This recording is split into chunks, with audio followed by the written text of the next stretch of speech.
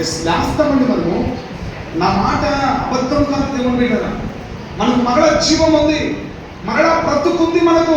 ఇది అంతా జస్ట్ తిప్పి తడితే 70-80 సంవత్సరాలు మనం బతికేది. అంతేగా, తిప్పి తగినా ఒక 70-80 సంవత్సరాలే మనం బ్రతికేది. కానీ క్రీస్తుతో పాటు ఎన్ని సంవత్సరాలు బ్రతకగలుగుతామో తెలుసా? యుగాలు ఒక చెప్పండి. ఇది కావాలి, గుర్తుపెట్టుకో. యుగాలు సజీవులుగా మనం లేచి క్రీస్తుతో పాటు మనం ఉండాలంటే ఈ లోకంలో నేనేం చేయాలి తెలుసా? నీతిని అనుసరించి నడుచుకోవాలి. యేసయ్య మనకు నేర్పించాడు నీతిని. ఆ నీతిని ఎవరైతే దేవుని బిడ్డరా అనుసరించి నడుచుకుంటారో మరణాన్ని జయించే శక్తిని దేవుడు ఇస్తాడు, పునరుత్థానాన్ని దేవుడు మనకి ఇస్తాడు.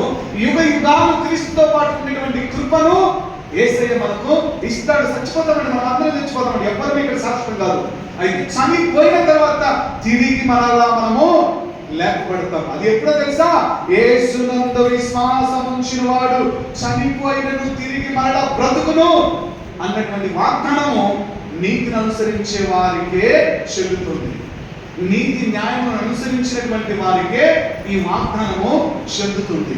కాబట్టి దేవుని బిడ్డగా నీతిని అనుసరించి నడిచే వారికి, నీతిని అనుసరించి ప్రవర్తించే వారికి దేవుడు ఇస్తున్నటువంటి మొట్టమొదటి ఒక అద్భుతమైనటువంటి కార్యం ఏంటంటే మరణాన్ని జయించగలిగినటువంటి, ఆ మరణము నుండి మనము రక్షించగలిగినటువంటి శక్తిని దేవుడు మనకి ఇస్తాడని వాక్యంలో ప్రభు మనకు తెలియజేస్తున్నాడు. రెండవది ఏంటంటే సామెతల గ్రంథము 11వ అధ్యాయము 8వ వచనాన్ని గమనించండి. సామెతల గ్రంథము 11వ అధ్యాయం 8వ వచనం. నీతిమంతుడు బాధ నుండి